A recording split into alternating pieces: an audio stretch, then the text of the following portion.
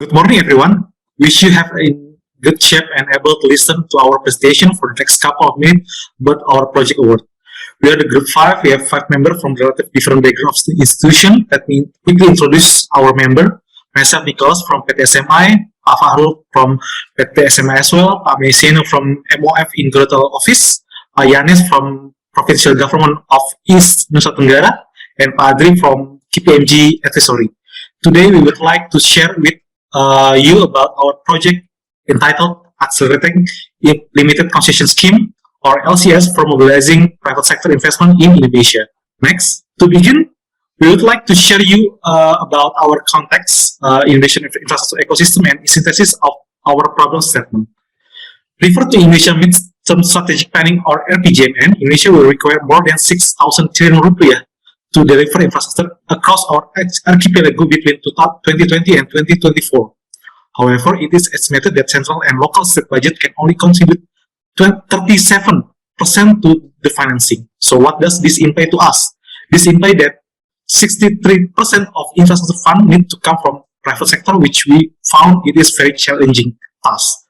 One scheme that potentially to deploy is LCS, Limited Concession Scheme, that has been launched by the issuance of Presidential Regulation number 32 back in 2020.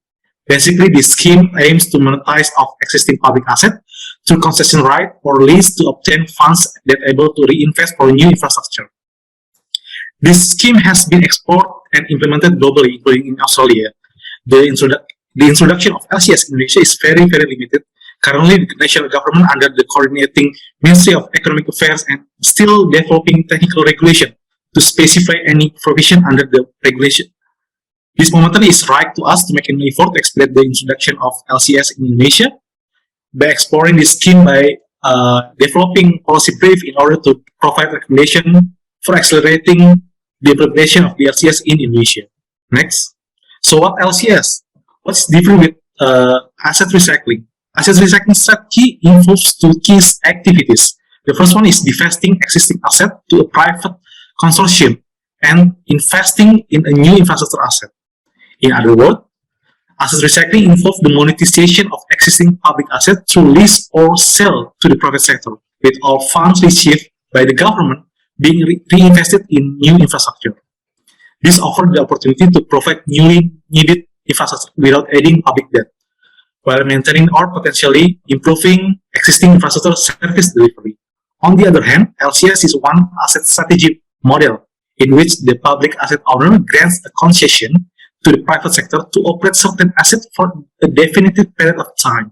In return, the government receives cash, which could be further used to develop other new infrastructure assets. So the LCS doesn't equal privatization like other asset recycling strategy, because the ownership of their assets remains with the government, and the private sector only has the right to operate the asset for a certain period. Next. For LCS initiative in Indonesia, the government has established the Presidential Regulation number 32 year 2020, which introduced a new legal framework for LCS, although it will get some revisions. Basically, it allows the government or SOE grants a concessions to the private sector to operate determined assets and get fresh money upfront. This LCS eligible for many types of assets, such as transportation, toll road, water resources, and many more. And as for the eligibility criteria, these chosen assets have to meet specific requirements, which are should at least 2 years operated, efficient, have minimum 10 years life operating periods, accounted for audited balance sheet by the State Audit Board for the last 1 to 3 years, and have positive cash flow for at least 2 years. Next, there are several activities that we have done during this project award. We have conducted interviews with representatives from agencies that have better understanding in LCS, such as Queensland Investment Authority, KIAT, KPPIP, and DGSN. Furthermore, we also got many valuable insights during our online sessions, like the preconditions of successful LCS in Australia, enlighten us about the regulatory and institutional framework to comfort the investment market. And the most recent, we got the chance to discuss with the Board of Commissioner of Waskita Toll Road and get the perspective of project owner into LCS scheme. Next. In this project award, we are focusing on SOE's pipeline because this is one of the potential opportunity to implement the LCS. we got a very positive opinion regarding the LCS, which is in the principle of SOEs, this scheme is doable. But in terms of the effectiveness of the implementation, it needs a different approach, which is business to business approach.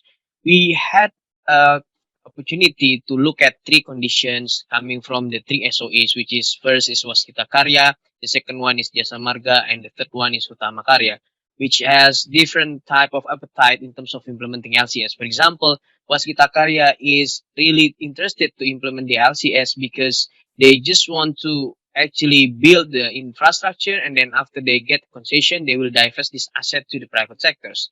And in the case of Jasa Marga, they don't want to actually do some asset recycling because they are a company that listed in the capital markets, and asset growth is really important for them, and they have to be very selective in terms of doing this scheme.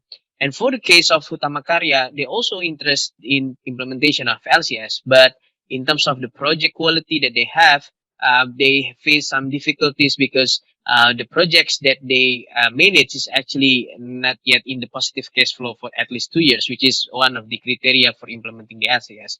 So in terms of the roadblock and challenge that we found in the SOE's experience, the first one is regarding the clarity in terms of legal aspect, because we need to understand who is the owners of this asset, even though this is has already been cooperate with the private sectors. The second one, asset ownership, is very important to be able to make sure the investor can could step in if the project performance is lower than expected. And the third one is actually not all of the potential projects are in the list of the national priority project and national strategic project, which is one of the criteria for implementing the LCS. In terms of the key findings that we found, there were 5 points that we think that this has become the outcome of our project. The first one is regarding the project and regulatory framework that needs to be enhanced in terms of the standardization of business case, standardization of procurement process, and then how to link the performance of the Directorate General of State Assets as the owner of the state asset debt to the linkage to the investor side, and then needs to be enhancement of the regulatory framework in terms of the technical framework and technical regulations. In the second one is regarding the legal clarity, in which we need to understand who actually the owner of this asset, even though that this actually has been corporate or invested by the private sectors. And the third one is regarding the institutional framework. We need to actually understand who will be the dedicated agency to implement this LCS, especially for the private sectors or even for the government assets, which is the BLU or the contracting agency here is not yet set up by the government. And incentive is something that I think we think is really also important, because by having this incentive, both government and SOE have very clear incentive to implement this scheme. And then the last one is regarding the pipeline, because one of the challenges that we found in this LCS is actually the list of the project should be should be on the list of the national priority project and national strategic project, which is also limited the condition of the pipeline that we could actually find. Next slide. We would like to address procurement issue on LCS initiative by proposing a possible procurement scheme and contract arrangement, where in the procurement side, we are dividing it into 2 stages. First, the preparation stages, where market sounding takes place in order to test the readiness of the project, as well as the private sector level of attractiveness to the project. The second stage is tender process that we believe should go in more transparent and competitive ways. In tender stage, we are trying to propose quantitative and qualitative assessment and the brief for losing bidders, as a lesson learned from Australia that given by David Lynch. We are also proposing one state request for proposal, because we think that it is more efficient compared to 2 stages RFP that are mostly applied in most PPP greenfield project. Keep in mind that LCS project is brownfield 1, So it doesn't necessarily go through a lengthy process.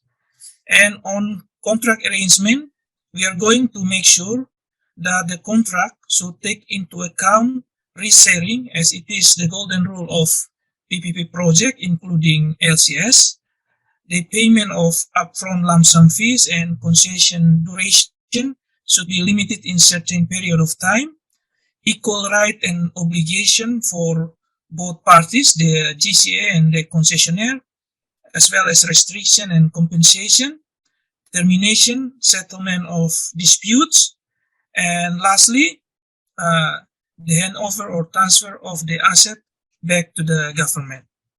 Next. Yep, as we are aware that recently, GETSI and ESC have become important criteria for financing and investment decisions. For this project, we are going to include this aspect to providing a recommendation for the current regulation.